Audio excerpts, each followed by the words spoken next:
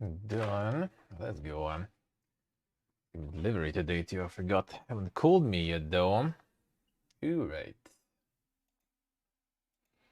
There we go. All right.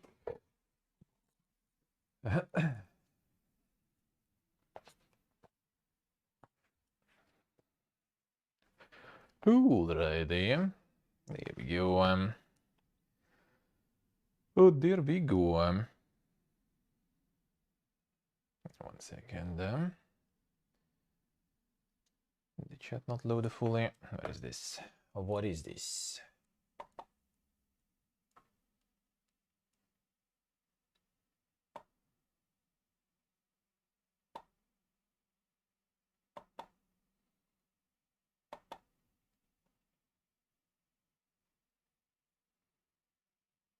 I did this thing 1 minute. Feel like I didn't allow the chat properly. The laptop. On the crap top. I think I didn't do this thing. No, I did.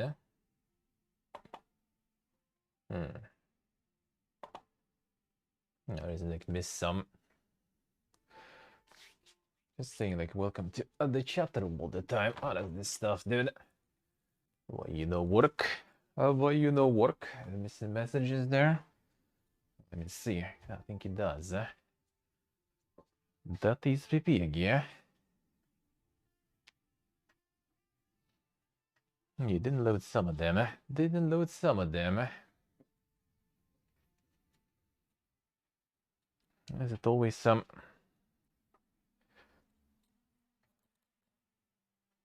Alright, this one and this one I did post. Maybe just didn't load the history or something. I don't know. I guess it does work though. I guess it does. Seems like it. Alright. There we go. Oh, there we go. But looks like it does. It just didn't load the log of the messages properly or something. Or it just disconnects sometimes. Not sure. We'll see. I think I did everything so it doesn't disconnect. But I guess it can still. Alright. Get the coffee. Get the water. For that coffee. Some of the water.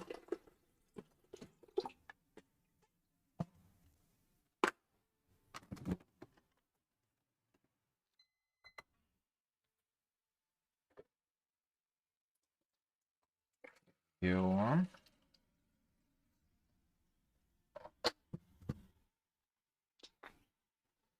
Ooh, right. Let's see. Now that it's like, can't even say really. Works or not.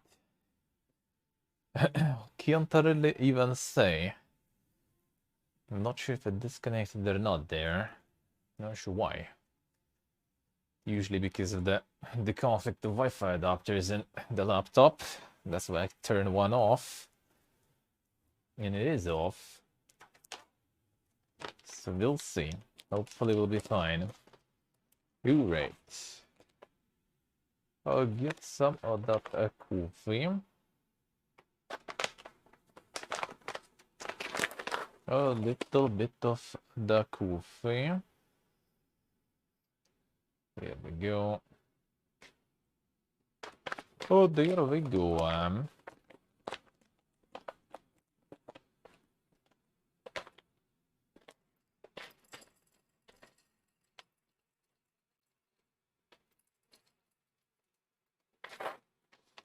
Should be more arriving soon, eh? Arriving soon.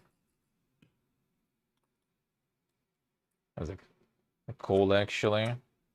Thought it's already the delivery calling. I usually don't pick any calls, but now that I'm awaiting delivery, and I forgot to put the delivery dude's phone number in, so I can identify who's calling. So I just see some call, pick it up. And that was actually fucking spam again, as always. There we go. There we go.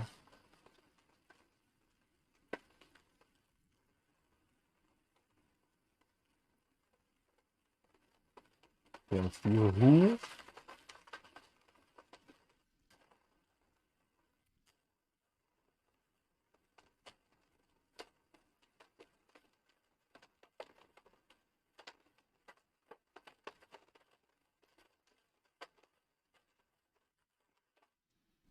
Can see who?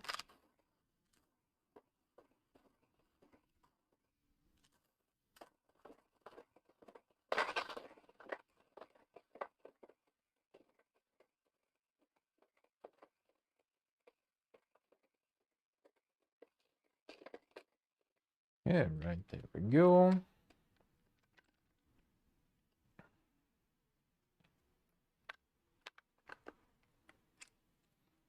I got him.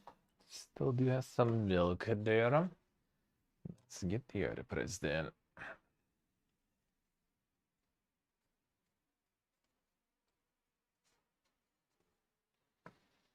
There we go.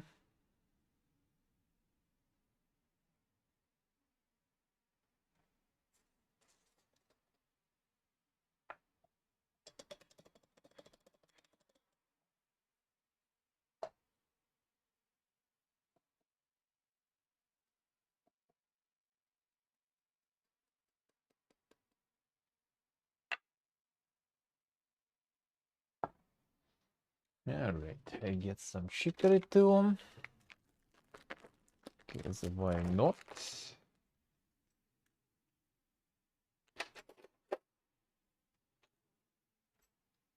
We do still have some of that. Let's go. Take it easy. Lego, hello. How you doing? How's your life?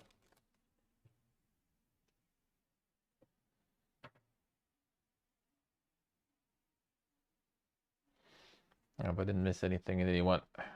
Well, it was kind of disconnected. Coffee machine with the wasteless coffee? How so? How so? How is this one wasting coffee?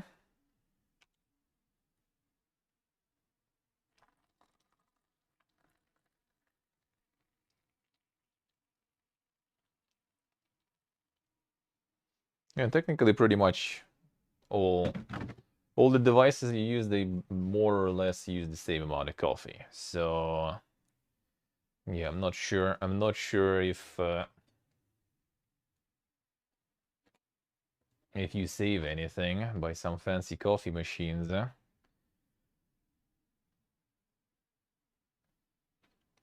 If anything, the saving process is just gonna be from decreasing the dose of the coffee, and it's not like it's gonna make it any tastier some other way. I mean, I guess you could, but yeah, I like this way because it's very flexible. It's very flexible. It doesn't require a lot of space to store. Really easy to clean. No service, low price. Can take it anywhere with you because it's all getting packed in one plastic cup that you basically use to drink that coffee later. And all you need is just hot water. Done. You have your coffee anywhere.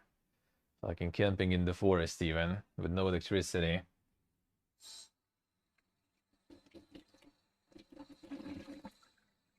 And yeah, it's kind of not that simple to break that. A very simple device. I think worst case, I guess you can just get like the rubber, like the pump thingy.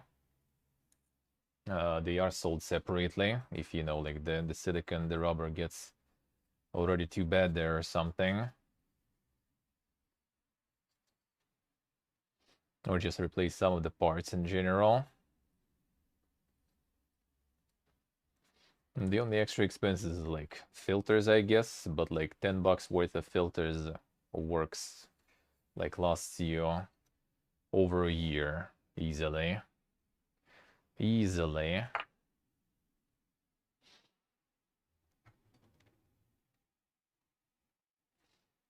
Yeah, you need like the decalcination and stuff. Espresso is 6 grams of coffee there. That sounds like a very low dose of caffeine, really. Because like seeing what they do in the regular, like, you know, the cone espresso machines, that's way more than 6 grams for sure. And they fill that that tablet for espresso pretty much same amount as I do here, considering it also gets pressed and everything. I think it mostly goes into like 18 grams or something.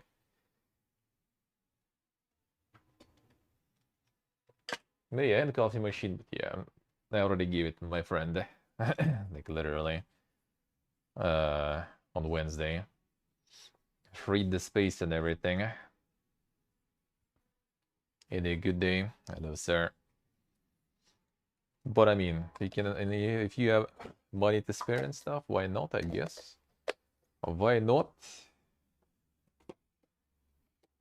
If I would go over for some sort of like coffee machine, I probably would already be going to some like, you know, semi-professional like the espresso machine, which already would require, you know, like way more space, like the proper one.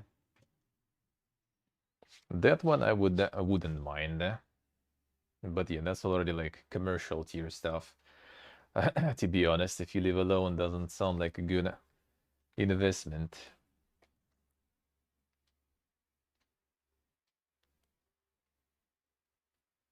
Let's see what I say.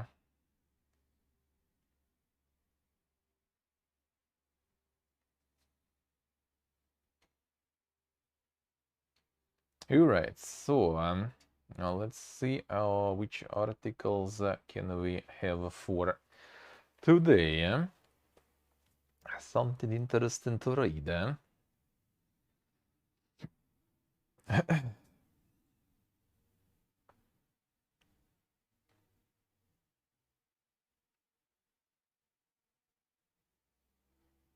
Give 1 second. This one remove.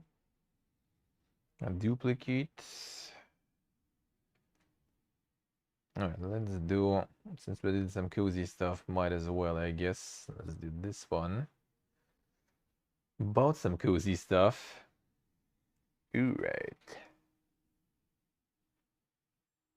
It's sunny outside. Feels good, man.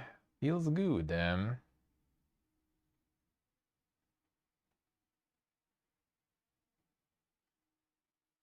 Alright, Q&A. Ditching objectives to create carefree city builder Gordlets. Whimsical city builder that shuns preordained goals to let players find joy in the simple act of creation. Well, this is a curious little thing. A pastel city builder seeks out to offer a sweet escape from the goals and metrics that keep its contemporaries ticking over, providing players with all the tools they need to create their own pixelated patch of paradise without leaning on preordained pathways. No objectives, no points, just building. Foundation that the Gordlets have been built upon, with developer Priti Vaidyanathan, aka Auntie Games, eager to let players find the fun for themselves. When that lies in tinkering with the indie title's tools and objects to create a sprawling archipelago that showcases the full extent of their architectural prowess, they're simply constructing a teeny tiny diorama that can be used to glimpse the lives of visiting Gordlets is up to players. That's kind of that kind of genre now is also, I think, yeah, is getting a lot of games and a lot of people, I guess, playing. Like what was like Townscaper and stuff, where you just build shit just because, for no particular reasons, really. Then there's also all this like, well, I mean, unpacking, I guess, is not exactly from that category, but still, it's quite a lot of those. There's like different, you know, a different breed of gamers, I would say, in a way. A different evolution. Where you just do stuff because you can. And not for numbers, not for goals or quests.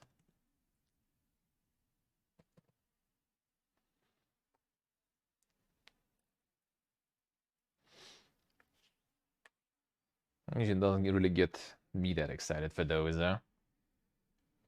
They spent a lot of time with the demo, which provides a stripped back taster ahead of the title's planned 2023 launch. And found a Gordlet's open-ended take on the genre to be a refreshing palate cleanser that champions experimentation and creativity. Well, Jonathan says the demo contains just a fraction of the features that would be present in the final release, and is currently working on additions such as extra objects, seasons, weather effects, more interesting character interactions, and more. Let's see. We'll check that one. Intrigued by the bite-sized portion we tried, I got in touch with Wadianathan to learn more about the freeform design philosophy behind Gordlets and find out what it takes to create a compelling experience when shunning clear-cut goals. Could you talk a bit about your experience on the project so far? How long have you been working on Gordlets, and what inspired you to make a city builder with no set objectives?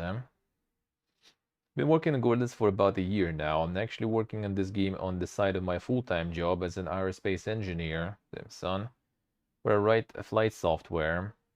I was inspired to make a game without any objectives because this is how I already play all my favorite games.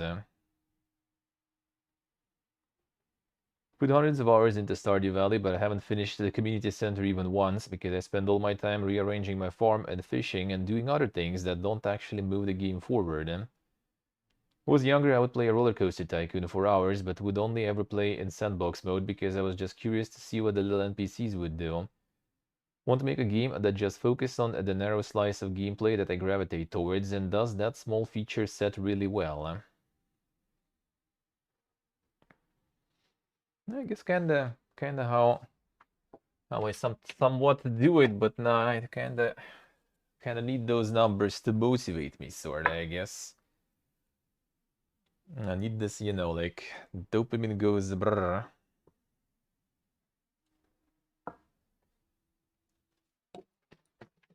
That's what I usually need.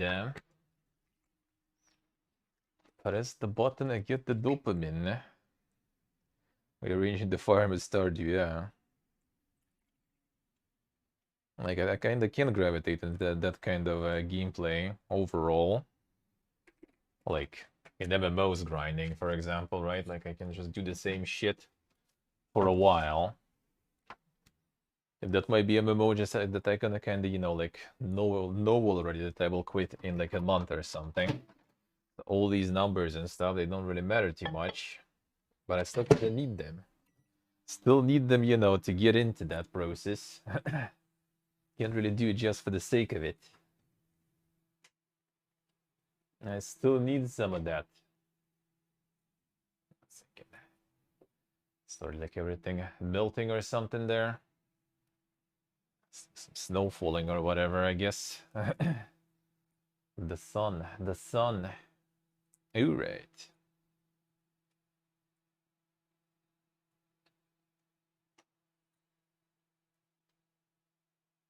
Where the fuck is calling it falling from even? I can see a bit, but I don't get from where.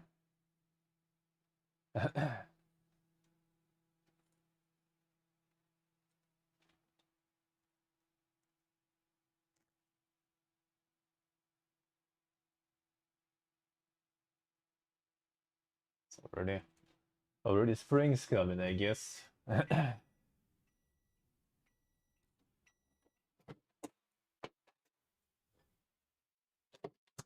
Slowly, before end of February or something, gonna be like -20. On the classic.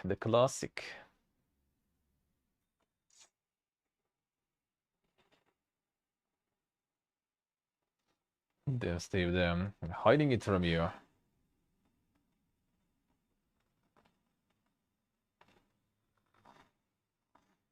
The number go up, yeah. And the sun, yeah, that is the sun. That is some sun, eh? The day seems nice. I think some giga snow happening. Couple of days, eh? And now we got some sun. And kind of warm in general, that's the thing, like... Might as well already start the spring then. But it's gonna probably return to cold again. Instead, eh?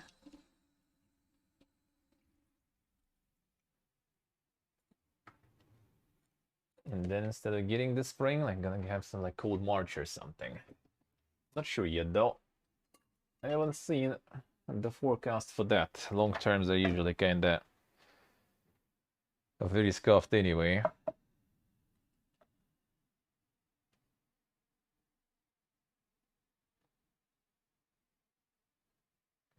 For now, it depends how the next week will be. Hope at least no rain. The last time we went to friend's countryside house was fucking rain there.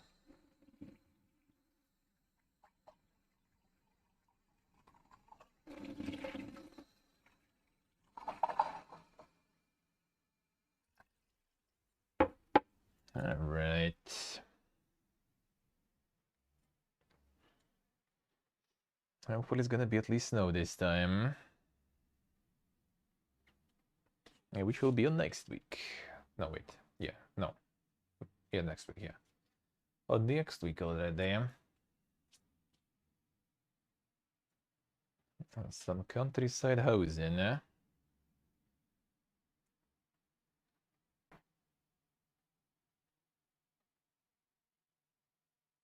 Alright. There we go. Get them in. Stop moving. Public hello. Great. I'm trying to ensure a Gordlet remains engaging while shunning more conventional goal-driven design conventions. Focusing on making a pleasant and relaxing atmosphere, for example, putting a lot of effort into the sound design of the game. Main gameplay mechanic is clicking and placing objects into the world. And depending on the object you place in, the game will make a different sound, like metallic clink, or sound like plants being rustled. Early on in development, I noticed that if you put down, for example, 10 stone fences in a row, it starts to sound kind of grating, like an alarm clock. So modify the code to add a random variation in pitch each time an object is placed down. Placing down 10 stone fences sound like a nice little song. Yeah, nice idea. That's a nice idea.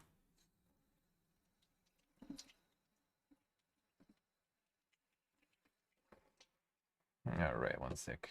In the Kalindus.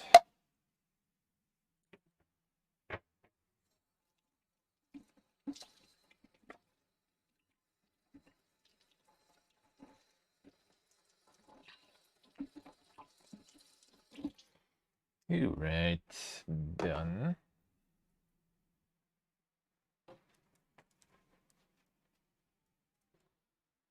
And done. I was trying to make the game really pretty. I'm hoping that feels like being given a really nice palette and that players can make their own art with it. Start the game, most of the screen is just water, which at first was just plain blue with zero animation. I tried animating water tiles by hand, but having an identical wave pattern repeat across the whole screen was pretty jarring, so I decided to write my own shader. It was generate a scrolling noise texture in Python using the Perl NumPy library, which basically generates an image that just looks like a black and white TV static.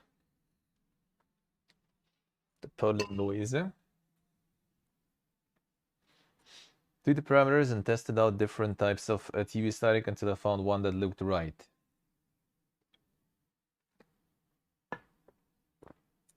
And in my shader, I took 2 of those images and made them move across the screen in different directions, and you can start to see the wave pattern emerge at this point. Then modify the shader to make it look pixelated to match the aesthetic of the rest of the game. Next, apply some logic that remaps the white, gray, and black colors to specific blues, and white at the lightest points, so it looks like light reflecting on the water. As a final touch, I animated the ground tiles so that they look like they are submerged in the water by adding a shadow and fake waves. So put together with the ocean sounds in the game, it really makes it look like a pixel anime water, which is exactly what I was going for. And then the anime water. Don't drink that! Is it about the idea of a world with no objectives that appeal to you? Many play games to relax and turn my brain off. Godless wanted to capture that feeling of taking your time and creating something just for the joy of it. Building a village in Godless should feel like making a little work of art, with the player feeling free to arrange things however they like. We want players to feel curious about what the little Godless will do, but not feel any pressure about getting them to do a certain thing. It's all about exploring and discovering without the need to reach a specific goal or objective. Demo.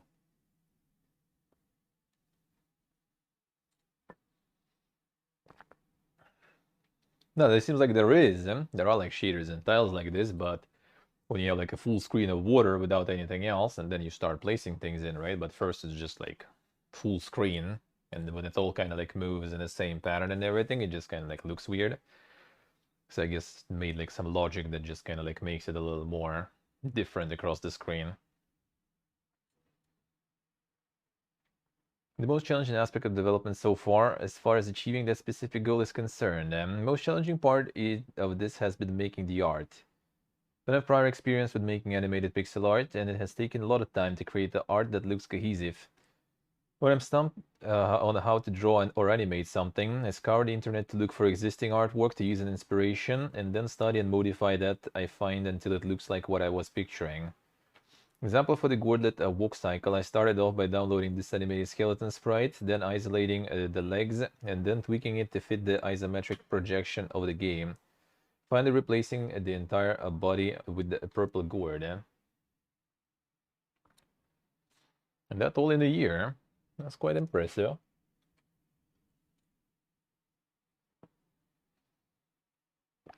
That's quite impressive. There's kind of like solid chunks dropping from somewhere. What the fuck is that? Where is it even going from?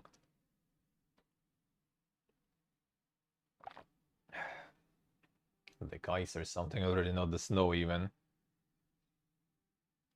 From somewhere. You see actually. 1 second. Cannot see. And where exactly is it even falling there?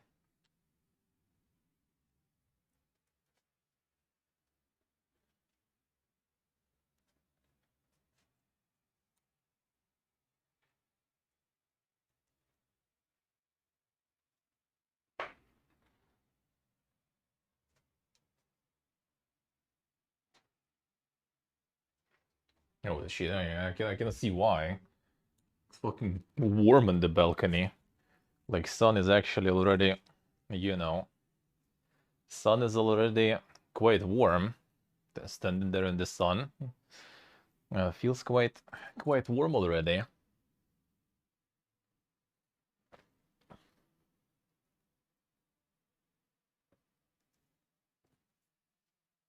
And the spring should be coming then, eh? Well, that feels like even way too warm for this time of the year still.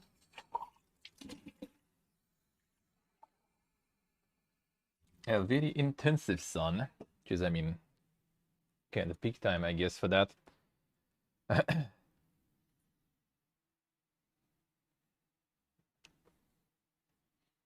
Alright. Player Demon found it to be an incredibly laid-back experience. In your opinion, what are some of the most important elements of Zen for a wholesome game design? Making prototypes of the game, I spent a while trying to find the formula that made the game relaxing, but didn't put the player to sleep. Found that the key is to have lots of unexpected interactions with the gourlets to make the player curious to try more. Players should think this object looks interesting, what will the gourlets do with it? Put this dock down, will they fish? And they should be rewarded for trying different things. Plan to have enough content in the game so that you could play it for hours and keep finding new gourlet eccentricities. Yeah, they like exploring some, not exactly like areas, but like some interactions and stuff. That works really good. That I'm also kind of interested in games usually. You just get curious how these things work. Even the one who played today, actually, I think like trading was was a good thing to make you just kind of go around doing stuff, just because you can do some stonks, buying cheaper, selling higher. So one of the things they do to be a little whimsical and open-ended enough for the player to come up with their own lore. For instance, after exploring your village for a few minutes, they get in a hot air balloon and parachute away. And really fun listening to Twitch streamers come up with their own interpretations of what happens. It's either really cute or really morbid, and there's no in between. New hopes for the project when it finally launches. I hope that when Godus finally launches, players will be pleasantly surprised by the depth of the game, despite its lack of conventional objectives. Working on a ton of new objects and ways for the Godus to interact with their world. Players pick it up expecting something really simple and are surprised by what they get. This is 1 year. A gourdlets. A gourd. Gourd. Gourdelets. Should be demoed there and stuff too. Seems interesting. It's in a year too, with all the art and everything. Like, if anything, I would kind of like see it as, like art first, everything else later. But I guess not. Alright, let's get another one. Get another one.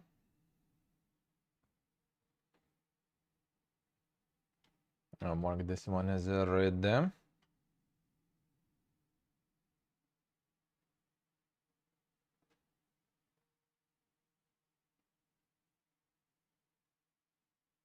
we go. What? Oh yeah, good. It works. Let's see. Let's do another one. Marketing tips to have successful early access phase. Helnapura shares his experience with EA titles and how to nurture a community that you will love spending time with, and vice versa. I began working on my first early access title. I was very skeptical about the whole model. As a marketer, I feel that early access games are a bit harder to promote as opposed to full releases. The press doesn't show much interest in early access games, and the consumers behind early access titles have a different mentality too. Usually consumers aren't that thrilled over EA titles, although that's changing, and those that do take the bite have high expectations of close ownership of the product and the development process itself. Do they really? Is there a lot of people who like, buying some survival, zombie survival, open world and stuff like this in early access? They kind of like do it to feel close to the development or something? I'm not sure that's exactly the case most of the time, to be honest. Hate early access. Well, I mean, I'm not a huge fan myself either. I mean, I don't mind. Like, I think that's a good one, but with some genres, I just gotta avoid it whatsoever. Like with like RPGs and stuff, that's just like, no. I'm gonna wait for full release with that one for sure. If it's some multiplayer stuff, I'm okay with that. Like survival stuff like this, like, that's fine. Roguelike early access, I actually also don't mind. Roguelike early access is actually kind of good in my book, personally.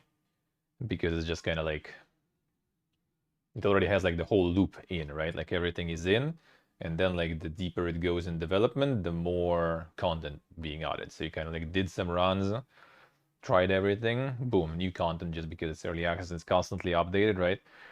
So you can like naturally get a lot of content pumping in, and you just can keep playing. But it depends though. Like for example with Hades, which also was like good early access and everything, right? But I went ham so hard at the start that I just burned out, like, and done. But that would happen on release too. That's the thing. I think I would burn out on release the same way. Actually, maybe a bit less though, because on release you had like more content to do. So at least I would try to like grind past some point. But then again, I would just kind of stop probably. See what you guys say, huh?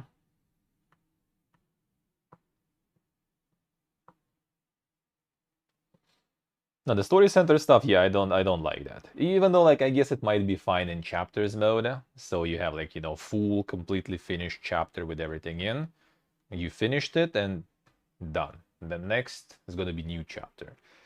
Because when it's like, like this is like chunk of the game, you finished it, but then like next early access iteration just adds like some quests in that chunk that you already finished, and you kind of like miss that. So you kind of need to like redo everything again. That I don't like. When it's like chapters, I guess that's fine. Like you just like finish first chapter completely, fully, everything that was there, remove it, and then you like on other update you just come in and there's like chapter 2 already also like completely wrapped up. That's fine. Skipping Gloomwood as well. Alright, let's see. Yeah, with many games I nowadays kind of skip early access if I really want to play it a lot, and I'm afraid that I'm gonna burn out because like after Hades especially, like I still don't feel like playing even though I really enjoyed it on release. Played a bunch, like, but that was only like up until Hydra, and was completely different Hydra too, right? And I was just like grinding that. I already had like the win rate, there was stats, right? I had like win rate like 80% or something. I was just like grinding that stuff a bunch on stream, off stream, and then I just kind of like done. Yeah, Songs of Conquest has like definite campaigns. You just finish campaign, done. With Songs of Conquest, it actually low-key was a good idea to play early because we got harder experience. Because later they just like dumbed down all, well, not all, but like last mission in the first campaign, and I think second campaign also got like some nerfs there. So yeah, we can actually benefited from that by playing actually a better, more challenging mode. And I still don't feel it was that challenging anyway. I restarted mission once. Like, dude, and here's the mud and magic. In some campaigns, you restart mission like a lot of times until you figure out what to do and how to do properly.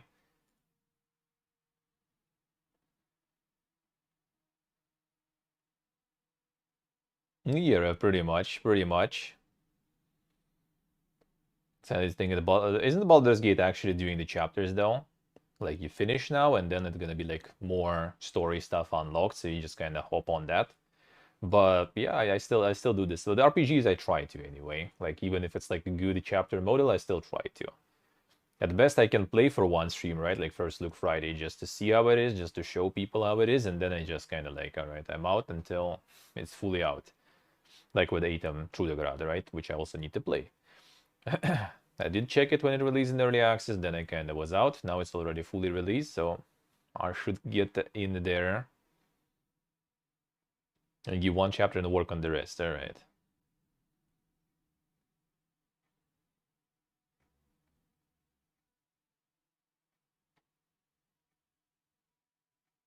I see, Steve, I see. But yeah, like the thing is like the not like early access in general will continue, right? But like if people buy early access, like do you feel like you're buying it because you kind of like get into development, get to provide feedback and stuff? Because I don't think most of the people do that. Like there probably are people like that, right? And it's mostly, I guess, people who, if it's like some franchise, right? Like people who know about it and they want to be like a part of it. But I think it's like this part of the audience. Yeah, probably because I don't think I ever like had some feeling to get like some early access just to be a part of like, you know, development of it or something. Even though feedback I don't really mind. Actually about feedback also, like today for example, like some of the demos were like, oh, like join Discord to give us feedback. Yeah, like why? And just like joining the server just to be, you know, just to like maybe post something and maybe not. I feel like it's good when some of the demos like Raidborn, they just give you the survey. I think survey is a good one. Because survey, you just like press the button, it opens, you fill it, you submit it, done. Don't need to add any servers, don't need to quit any servers, you know, you don't get like bots fucking spamming you from that server and stuff like this, you know, you just kind of like survey and out. Even though I understand like Discord server is a community thing, right? Building community around it, that's a good thing. But feedback, I don't know. I feel, well, I mean, it's good for feedback too, right? When you already have community giving you feedback. But for new players, I feel like survey is just like way better. Just independent survey. Maybe even two.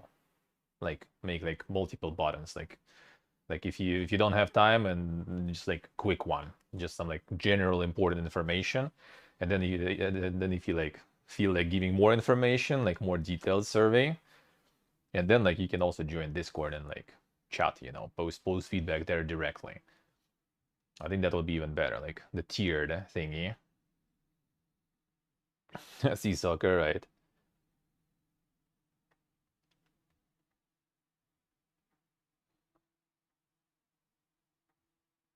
Let's see what I see. I mean, it does it, why should I care? It's kind of like if you see and you really like into it. Like with RPGs, I see it's cool, kind of like it was with NCase was in early access too, I think, was it? There was also like Colony Ship, I think, or something like this. You just kind of like see it, oh, it's cool. I want to play it, but it's early access RPG, so I'm not gonna until it's out. That's pretty much how it goes for me. Yeah, the Hughes. You're right. Make a few bad moves along the way, your game is on the back burner, not to mention how hard it is to gain review coverage in the press once you hit 1.0. It's an early access title is a different beast.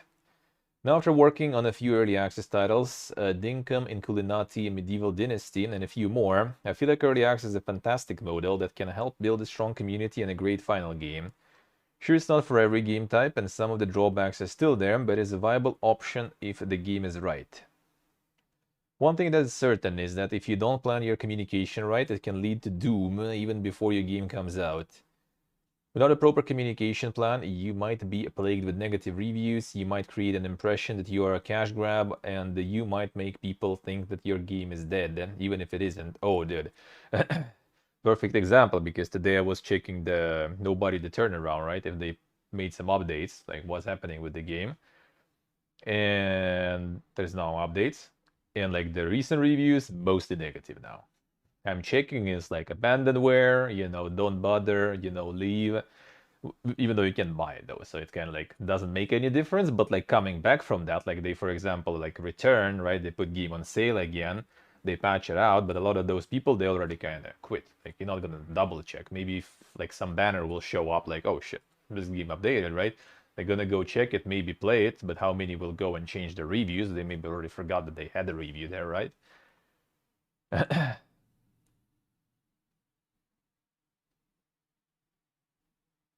I won the lottery, therefore you should also try. Well, we'll see, we'll see. Maybe there is actual some good stuff, they can share about it. Maybe, maybe.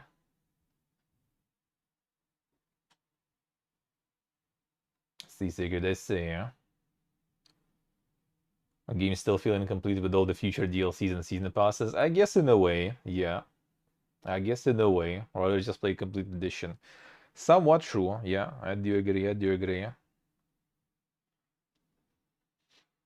They want to share with you a few marketing and communication tips that might help you have a successful early access and community that you will love spending time with, and vice versa. Most of these tips are applicable in the released in early access but before the 1.0 launch phase. Prior to that, traditional pre-release hype tactics work well, and once you're in 1.0, the traditional post-release tactics work well too. But that's for another topic, for another day. Prioritize less frequent, bigger content drops. True. Should prioritize big and meaningful content updates over more frequent, smaller efforts that might not add as much for the players. This is my personal way of doing an early access campaign. Bigger content drops, even though they might not occur that frequently, give the impression that more work has been done over the course of the last few months than a little drops here and there. Well, I mean, that's kind of like one of those things, right? If you like observe a kid growing up, for example, right, every day, you don't really see how they grew up, right? If you don't see them for like a year and then you see them like, whoa, what the fuck? So that's probably kind of the same concept in a way. Just like drop some big chunks like more rare, and then you see like like jumps in amount of things. And big content updates that drop every 2 to 4 months really does hype the community up for what's coming. 2 to 4 months. 4 months sounds like it's already people gonna go complain that it's abandonware, to be honest. Just like what had happened with Nobody to Turnaround. That was when like October or November it was out, and there are people already like full full despair mode now. No updates for like 3 months and people already like despair, yeah. Well, I mean, you can also update, I guess, with like some like devlogs and stuff like this, so probably you can kind of compensate with that. It's big enough that you want to return in Against the Storm or CSA. Against the Storm is also kind of like the sort of roguelike thingy. So you kind of like already like doing repeating the missions, right? And like update just drops something new that you can try in your runs that you already were repeating anyway. So it kind of fuels you, huh? Make them feel the progress of the game a lot more. They'll allow you to create bigger and better marketing assets and encourage YouTubers and streamers to come back to your game and giving it another shot. Well, that's kind of true though, because like returning, like even like with New World and stuff like this, right? You like kind of return only when, well, either you kind of feel like it, but you usually get a feel like it when something like big happens, like with New World, right? Like the new server starting. All right, let's go.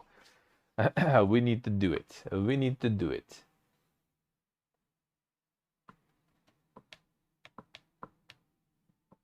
Yeah, exactly. Like you need to post a bunch of updates anyway, like no matter what.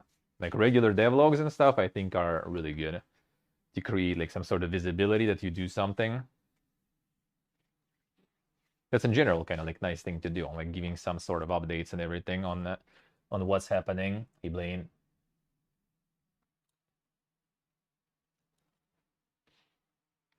Yes, you'll done. I say, yeah. Made early access with a small team, didn't even get a community. Yeah, I mean that might happen. That's the thing. It's like it's really hard that way. Like there were some games like I don't remember exact names, but like usually when I do like my discovery queue, sometimes you get like something you see like publisher, right? Like not like some super publisher, but like the name you heard before, for example, something like indie, like Raw Fury, something like this, you know. See some of those, you see like solid looking, right? There is like a bunch of like news that they posted, right? Like with like some like the press kit material basically, right? Like some like assets, like banners and stuff like this, like all professional or all well made with publisher and stuff, and then it's like 0 reviews or something. Like, oh shit, all right, unlucky, dude. Sometimes it kind of explodes though. Like remember Pronti, right?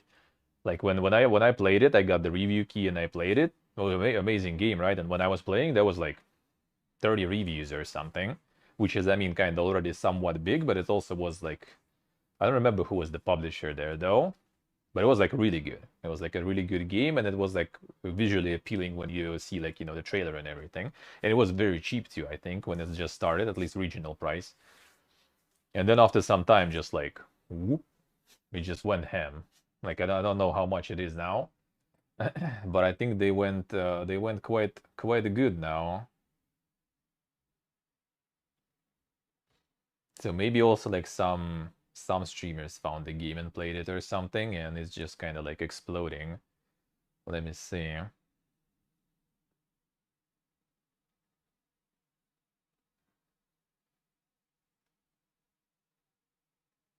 Because yeah, when I played it, it was like not much at all.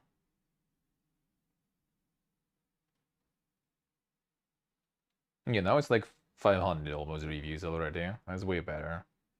That's way better. They kind of upped the price too, I have to say. But yeah, on release it was like I think it was showing, but yeah, it was like in 2 digits numbers basically for a while actually. Because I was kind of like I accepted the well, I mean, I learned about it, I saw it, and then I was already like thinking when I'm gonna play it, got the key, and when I was playing it was like I don't know 30 or something maybe.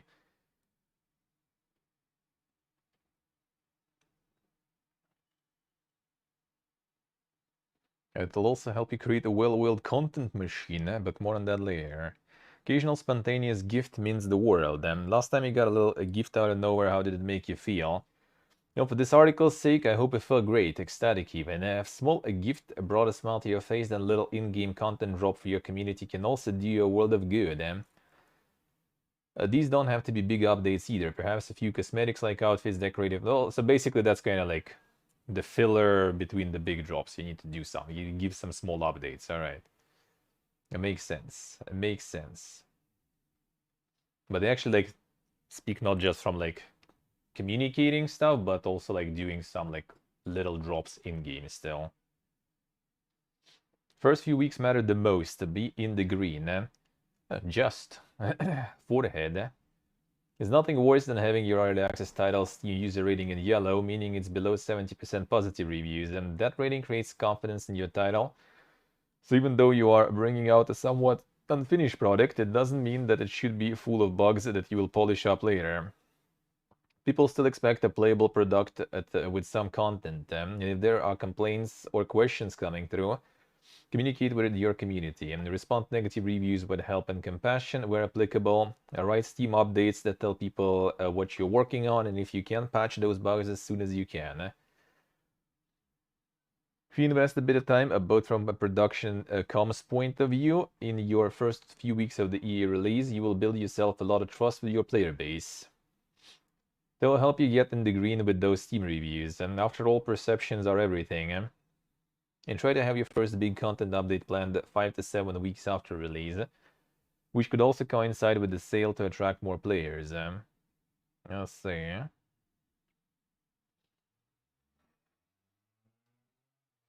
Yes, Dave, true, true. Well, I mean, I will say in general, if you're indie dev, you know, because this already kind of assumes that, you know, you release, then you're gonna have reviews. That already kind of assumes that. That is not a fact at all for most of the indie games. Create a nice, well-oiled content machine. Need to build a hype for the bigger updates. During your early access phase, there are 3 types of communication messages. Communication based on in-game content being released, your game updates, bug fixes, content added to the game final release. Communication aiming at engaging and informing the community, teasing things and keeping the player base happy. Teaser posts, Q&As, see what's coming. Marketing activities such as events, new platforms, partnerships, and so on. Remember, each of your bigger updates is a stepping stone in your early access phase. Make a big deal about them, get people excited for them, and show that the game is alive and growing. You can build yourself a really nice content plan around your major releases. Ask those questions, it's all about perceptions. Remember, the idea behind early access model is that you will use your community's feedback to build a better game. How can you get good feedback? Asking players questions is a good start. See game and each of its subsequent major updates are out, create surveys and ask your player base on their attitudes and feelings. What did they like the most about the game? What did they dislike the most? How did they like to play the game? Which features did they like? And what other content would they like to see? Which, again, assumes that you have the audience. There's a lot of gold to be found in there, and dirt too, but you can't prospect for gold without getting a bit muddy, and perhaps their feedback might lead to a new direction. Be prepared to pivot a bit. Even when you have an idea of what type of content and features players might enjoy in your game, players often end up playing in a way you never expected. Once worked on a survival game that had town building elements. Before the game came out, I was certain that what players would want more of is content related to survival. But once the game came out and we started sending our surveys and reading comments, it was clear that there was a group of people that loved the town building mechanic and wanted new buildings and decorative items to express their creativity with them. This insight made us pivot a bit with the type of content we had planned for the next major updates. We started to plan for different buildings and items that would make their town more personalized. And once we started teasing that content and releasing it, we got a lot of positive feedback and praise from the community. So be prepared to pivot a bit. After all, you are doing it all for the community. Let's see, let's see. I think I kind of had like fair share of decent early access games, actually, in my experience. Was there a lot of like complete letdowns? Well, I mean, something like DayZ or something, I guess, right? And not even like because like the early access was that crazy long and stuff, but more because it was kind of like not exactly my game in the end. Like I bought it, I still played it for some time with my friends too, but yeah, it wasn't exactly what I really enjoyed playing. But most was kind of alright, even though like I don't really often buy the early access stuff, not gonna lie. Like whatever I kind of play early access, I quite often just get the review keys, right? So like that already kind of changes the perspective a bit. But yeah.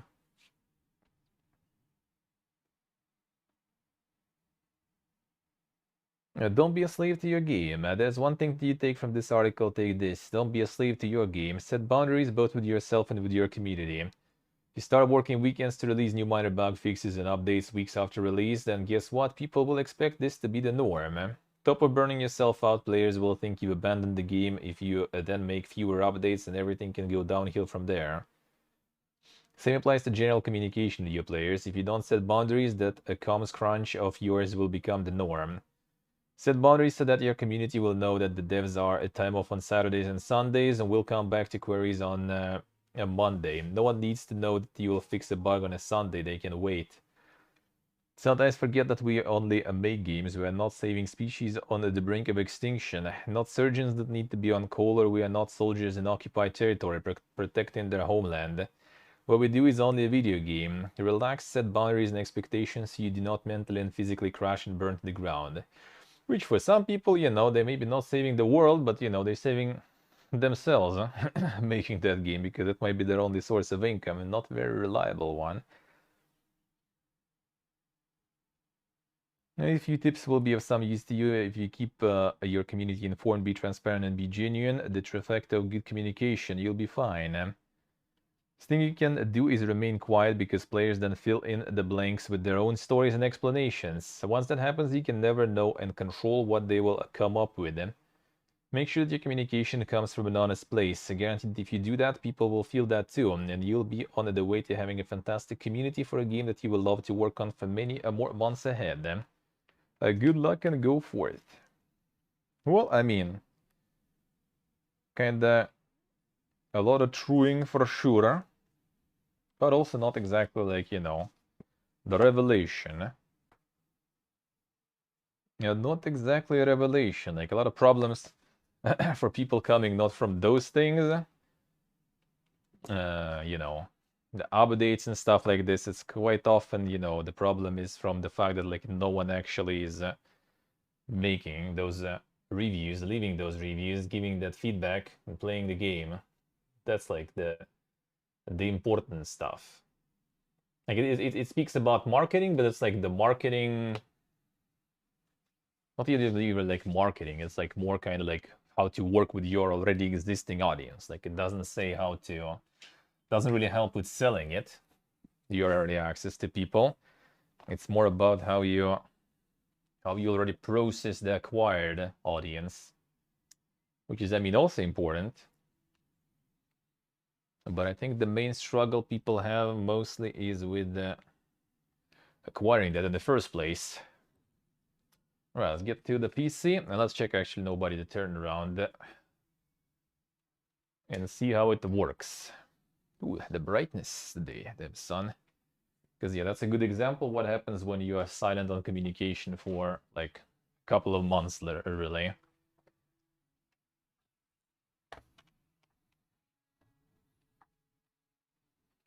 How do I hold all this money post? I mean, in a way, I could say so. You could say so. Ooh, right.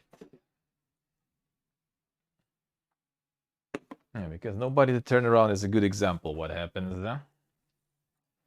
What happens?